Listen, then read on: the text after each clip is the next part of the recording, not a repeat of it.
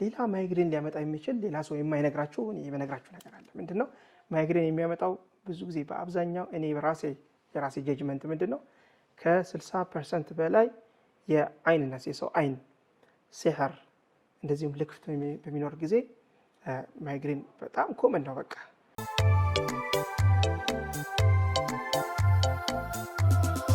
ሰላም አለይኩም ወራህመቱላሂ ወበረካቱ። ዛሬ ደግሞ ማቀርብላችሁ በጣም ብዙ ሰው የሚቸገርበትን የራስ ምታት ጉዳይ ኢንሻአላህ በአላህ ፍቃድ ዛሬ እንፈታለን።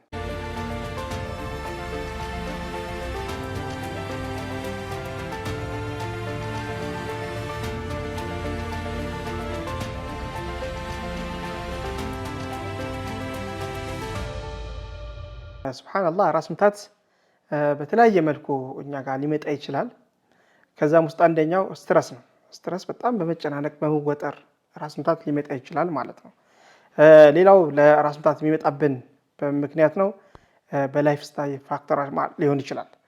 ለምሳሌ ዲሃይድሬሽን በሚያጋጥመን ጊዜ፣ ሰውነታችን ውሃ እጥረት በሚኖረው ጊዜ፣ እንደዚሁም ደግሞ ምግብ በምንዘል ጊዜ ምግብ ሳንበላን ቆይና ጨጓራችን አሲድ አመንጭቷል፣ ምግብ አላገኘም። ስለዚህ ራስ ምታት ሊመጣብን ይችላል ማለት ነው።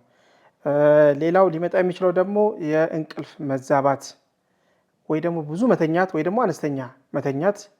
ሌላ ደግሞ ስክሪን ላይ ለረጅም ጊዜ ስክሪን ላይ በተለይ የአሁን ትውልድ የአሁኑ ሰዓት የስክሪን ጊዜ ነውና ልጆችም በጨዋታ ስክሪን ላይ ብዙ ጊዜ ያሳልፋሉ።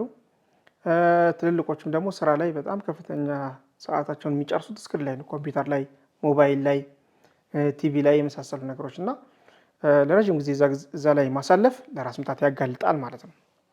ሌላው ያመጋገብ ነው። በተለይ ካፌን የሚወስዱ ሰዎች፣ አልኮል የሚወስዱ ሰዎች፣ እንደዚሁ ደግሞ ስፔሲፊክ ምግቡ የሚወስዱ ሰዎች ለራስ ምታት የማጋለጥ እድላቸው ከፍ ያለ ነው ማለት ነው። ሌላ የአካባቢው ሁኔታ ነው። ከባድ የሆነ ሽታ፣ ጨረር የበዛበት፣ ላይት የበዛበት እና ጫጫታ፣ ድምፅ የበዛበት አካባቢ በጣም ለራስ ምታት ያጋልጣል ማለት ነው። እንደዚሁም ደግሞ አንደርላይንግ ኮንዲሽንስ ለምሳሌ ውስጥ ያሉ ነገሮች ኢንፌክሽን ሊሆን ይችላል፣ ጉንፋን፣ ደም ግፊት ሲመጣ ከማጅራታችን ጀምሮ ራስ ምታት በከፍተኛ ሁኔታ ሊያሳይ ይችላል። እንዲያውም ራስ ምታት አንድ ሰው ማኒፌስት ካደረገ መጀመሪያ የሚደረገው ምንድነው? ደም ግፊቱ ይለካል ማለት ነው። የደም ግፊት አንዱ ትልቁ ምልክት ሲምተሙ ራስ ምታት ነው ማለት ነው። ሌላ ደግሞ ነርቭ ዳሜጅ በሚሆንበት ጊዜ ራስ ምታት ሊያጋጥመን ይችላል። ስለዚህ ራስ ምታት በስንት ልንከፍለው እንችላለን? በተለያየ መልኩ ወደ 4 ወይ ደግሞ 5 ልንከፍለው እንችላለን። አንደኛው ቴንሽን ሄዴክ እንለዋለን። በውጥረት የሚመጣ ሄዴክ ነው። ይሄ ሊፈጠር የሚችለው ምንድነው? ህመም ይሰማናል። ብዙ ጊዜ ላይት በሚያጋጥመን ጊዜ፣ ጫጫታ በሚያጋጥመን ጊዜ፣ ስራ በጣም በሚበዛበት ጊዜ፣ መጥፎ ሽታ በሚያጋጥመን ጊዜ አይምሯችን የሆነ ውጥረት ውስጥ ይገባና ቴንሽን ሄዴክ እንለዋለን ማለት ነው። ሁለተኛው ማይግሬን ነው። ከፊል ራስ ምታት ወይ በግራ በኩል ወይ በቀኝ በኩል በከፍተኛ ደረጃ ህመም ይሰማናል። ይሄ ደግሞ በጣም ኢንቴንስ ነው። በጣም ህመም አለው። በጣም ራሳችን እንዲደብረን ሁላ ያደርጋል። ራስ ምታቱ ከማንኛውም በላይ በጣም አስጨናቂ ነው እና በሱ ላይ ደግሞ በተጨማሪ ማቅለሽለሽ፣ ማስመለስ እና ደግሞ ለላይት እና ለድምፅ ሴንሲቲቭ መሆን። በቃ ህፃናት ልጆች ቤት ውስጥ ካሉ ትንሽ ድምፅ ይረብሸናል። በር ሲንከፈት፣ ሲዘጋ፣ ሲንጻጻም ይረብሸናል። ጎረቤት በቃ ልጆች ከተጫወቱ በጣም ይረብሸናል። ዝም በሉ አትረብሹ በማለት እና ላይት ብርሃን ስናገኝ በጣም ይረብሻል እና ከሁሉም ደግሞ ከፍተኛ ደረጃ ላይ እና እንደዚህም ደግሞ በጣም አስቸጋሪ ዘወርስት የሚባለው ማይግሬን ነው። ከፊል ራስ ምታት ነው ማለት ነው። ሌላው ክላስተር ሄዴክ የምንለው ነው። ይሄም ከፋፍሎ ነው የሚያመን። ብዙ ጊዜ ሲቨር ነው እና ፔን አለው። ብዙ ጊዜ ወደ አይናችን አካባቢ ላይ ይመጣል።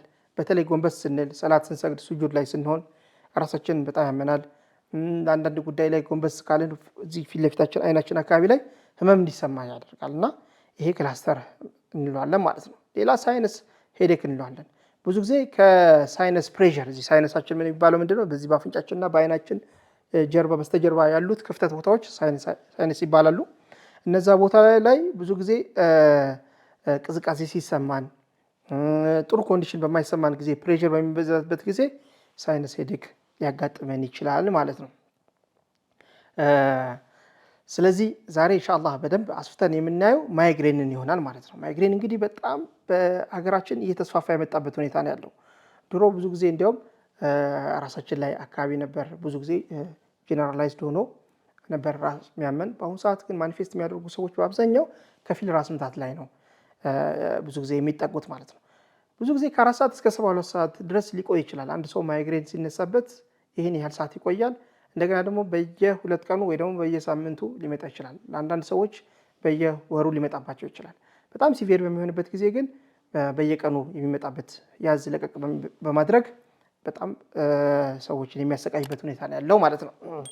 እንግዲህ ሲምፕቶሞቹ ምንድናቸው? አንደኛው ሄዴክ ነው። ሲቪር የሆነ ሄዴክ ራስ ምታት ይሰማናል። ሌላ ደግሞ ሴንሲቲቭ እንሆናለን ለሴንሰሮች። ለምሳሌ ለላይት ሴንሰር ቅድም እንዳልኩት ላይት በሚመጣበት ጊዜ በጣም እንረበሻለን። ሳውንድ እና ደግሞ አንዳንዴ ደግሞ ስሜል ሽታ ይረብሻቸዋል ማለት ነው የዚህ አይነት ችግር ያለባቸው። ሌላ ኒውሮሎጂካል ሲምፕተሞች ሊኖሩ ይችላሉ። ለምሳሌ አሁን ነምብነስ፣ ዲዚነስ ሊሰማን ይችላል። እንደዚህ መጠዝጠዝ ነገር ሊሰማን ይችላል። ቲንግሊንግ ሊኖረው ይችላል። ለላይት ፍላሽ ላይት ሊሰማን ይችላል። እንደዚህም ደግሞ በቃ በጣም ብዙ ነገሮች የሚረብሽበት ሁኔታ አለ ማለት ነው። ሌላ ሲምፕተም ደግሞ ቅድም እንዳልኩት የማስመለስና የማቅለሽለሽ የዲዚነስ ሲስተም እና እነዚህም ደግሞ ኮግኒቲቭ ዲስፈንክሽን የምንላቸው ስሜቶች ሊመጡብን ይችላሉ ማለት ነው። እሺ ይሄ ማይግሬን በምን ሊመጣ ይችላል የሚለውን እስኪ በጥቂቱ ለማየት እንሞክራለን። አንደኛው ውጥረት ነው። ስትረስ አንድ ሰው በሚኖርበት ጊዜ ማይግሬን የማጋጠም ሁኔታ አለው ማለት ነው። ስለዚህ ማንኛውም ሰው እንዲህ በቀላሉ ዝም ብሎ ራሱን ስትረስ ውስጥ፣ ጭንቀት ውስጥ፣ ውጥረት ውስጥ መክተት የለበትም።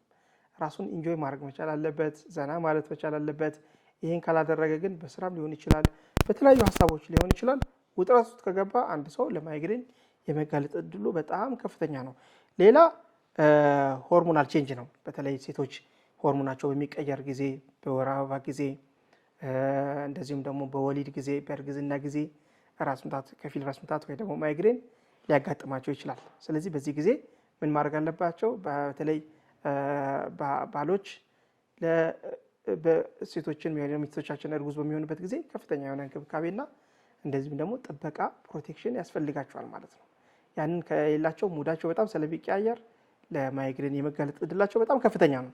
ሌላ ኢንቫይሮንመንት ነው። ብዙ ጊዜ ኢንቫይሮንመንት በሚቀያየር በወይዘር በሚቀያየርበት ጊዜ አንዳንዴ ዝናባማ ይሆናል፣ ጭጋጋማ ይሆናል። በጣም ብዙ ጊዜ የሚደብር ስሜት እንዲሰማን ያደርጋል። የዛን ጊዜ ማይግሬን ይቀሰቅሳል።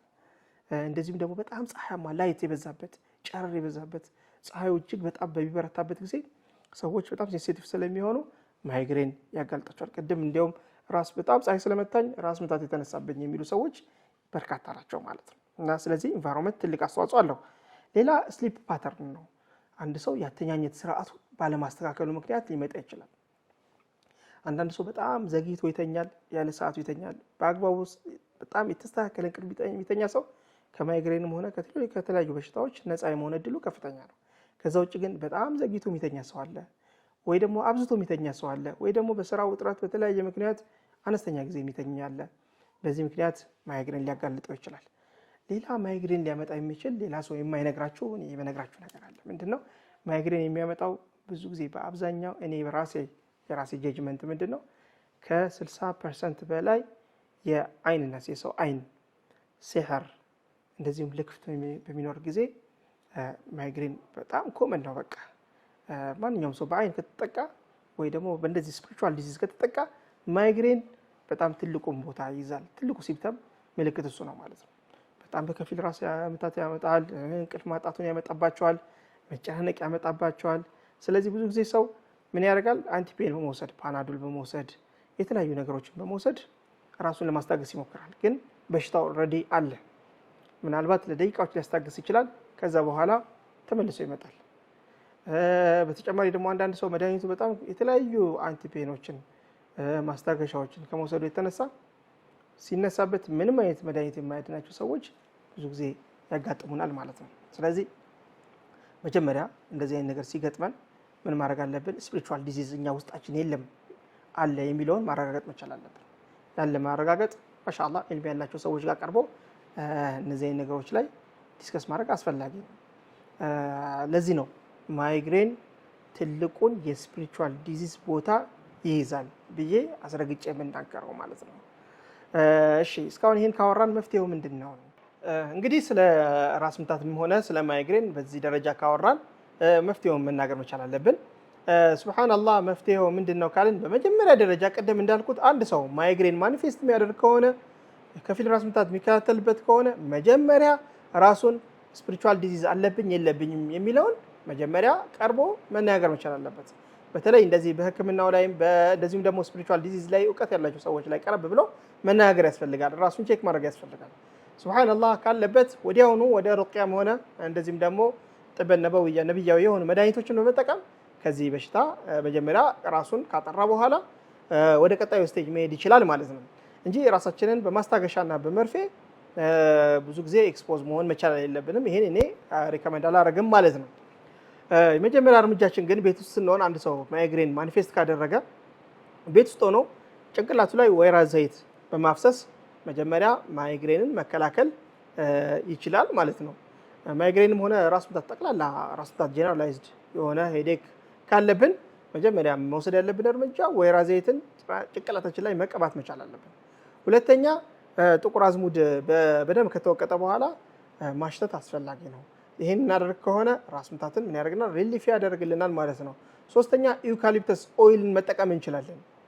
እሱም በማሽተትም ሆነ እንደዚህም ደግሞ እንፋሎት ላይ ትንሽ ጠብታ በማድረግ በመታጠን ካልሆነ ደግሞ ነጭ ባህር ዛፍ ቅጠሉ ተፈልቶ እንደዚህም ደግሞ እንፋሎትን መታጠን ያስፈልጋል ማለት ነው። ልክ እንደ ጉንፋን ያን ካደረገን ማይግሬን ሊከላከል ይችላል ማለት ነው። ሌሎች ቪክሶች ይዘጋጃሉ። እዚህ አካባቢ ጋር በደንብ ማሳጅ በማድረግ ማይግሬንን መከላከልና ለጊዜው ማስቆም ይቻላል። በውስጣችን ግን ስፒሪቹዋል ዲዚዝ ካለብን የመጀመሪያ እርምጃችን በሩቅያ በመሳሰሉት ከታከምን በኋላ እነዚህ ቅድም ያልኩትን በዝርዝር ቢጠቀም አንድ ሰው የመዳን እድሉ በጣም ከፍተኛ ነው ማለት ነው። طيب ሌላ አንዳንድ ሐኪሞች እንደዚሁም ሙስሊም ስኮላሮች ምን ይላሉ? ናዕና ቅጠልን በደንብ አርገን ካዘጋጀና የተወሰነ ከጨቀጨቅን በኋላ ጭንቅላትሽ ላይ ለተወሰነ ከ6 ሰዓት እስከ 12 ሰዓት ድረስ ብናስረው ወይ ደግሞ ኦቨርናይት ብናስረው ማይግሬንን ሆነ ራስ ምታት ሊቀንስልን ይችላል። ይሄ ይቀንሳል እንጂ ሙሉ ለሙሉ ያክማል ለማለት በጣም አስቸጋሪ ነው። 100% እርግጠኛ ሆኜ ግን ምነግራችሁ ማይግሬንን ሊያክም የሚችለው ብቸኛ ህክምና ዋግምት ነው ወይ ደግሞ ሒጃማ የምንለው ነው። ጎማ የሚያደርግ ሰው ወይ ደግሞ ሒጃማ የሚያደርግ ሰው ሙሉ ለሙሉ ከማይግሬን የመዳን እድሉ በጣም ከፍተኛ። እኔ ብዙ ጊዜ የማከማቸው ሰዎች 100% ማይግሬን ይድናሉ። ኢቭን ይህን ራስ ምታት በየጊዜው እየተነሳባቸው ሲያሰቃያቸው ስለነበረ መቼ እንዳመማቸው ሁላ እስከሚረሱ ድረስ ይሄና እንደዚህ አይነት ኮሜንት ወይ ደግሞ ፊድባክ የሚሰጡበት ሁኔታ ያለ ነው ማለት ነው። ስለዚህ 100% እርግጠኛ ሆነው ማከም የሚቻለው ምንድነው? ጎማ ወይ ደግሞ ሒጃማ ሙሉ ለሙሉ ማይግሬንን የማዳን እድሉ በጣም ከፍተኛ ነው ማለት ነው። ስለዚህ ኢንሻአላህ እነዚህን በመጠቀም ራስ ምታትን ከቤታችን ከዘመድ አዝማድ ከጎረቤቶቻችን እና ከአካባቢያችን ለማጥፋት ይሄንን ቪዲዮ በበለጠ ደጋግሞ በመስማት ሼር በማድረግ ለሌሎች ሰዎችን በማካፈል ራስ ምታትን ኢንሻአላህ ሙሉ ለሙሉ የሆነ መፍትሄን የሰጠዋችሁ። ከዚህ በለጠ ግን ምንም የመዳን እድሉ የለኝም የምትሉ ሰዎች ካላችሁ በአካል መታችሁ ኮንታክት ልታደርጉኝ ትችላላችሁ። የዛሬ ስለ ራስ ምታት ያቀረብኩት እዚህ ጋር አቆማለሁ። ወሰላሙ አለይኩም ወራህመቱላሂ ወበረካቱሁ።